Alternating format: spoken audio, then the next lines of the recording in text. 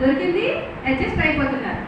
అందుకని నేనైతే కాంప్రమైజ్ ఎక్కడ అవ్వను, ఎవరిని అవ్వండి అని కూడా చెప్పను. మనం ఏదైనా సరే ఒక ఆలోచనని గట్టిగా పట్టుకొని దానికి రూపాన్ని ఇస్తే కనుక ప్రతి ఒక్కరు సక్సెస్ఫుల్ ఉమెనే అందరూ కూడా. కాకపోతే ముందుకు రారు, బడ్జెట్ కావాలనో లేకపోతే హెల్ప్ లేదనో సపోర్ట్ చేయట్లేదనో ఇంట్లో ఇవన్నీ ఆటంకాలు అనమాట. ఈ ఆటంకాలన్నీ అధిగమించి ఇందాక ఒక ఫ్లవర్స్ చెప్పాను కదండి, సువాసన తన స్పెషల్ అన్నట్టుగా ప్రతి ఒక్కరిలో స్పెషల్ ఉంటుంది. ఈ స్పెషల్ మనలో ఉన్న మన స్పెషల్ని గమనిద్దాము. ఊరికే టీవీ చూస్తూ పక్కన వాళ్ళతో మాట్లాడుతూ టైం వేస్ట్ చేయకోకుండా మన ఆలోచన కనీసం ఒకరికి సంతోషాన్నైనా పంచాలి, ఒకరికి ఒక పూట భోజనమైనా పెట్టాలి అన్న ఒక కాన్సెప్ట్ తోటి మనం ముందుకు నడుద్దాం. అందరికీ హ్యాపీ ఉమెన్స్ డే అని థ్యాంక్ యూ.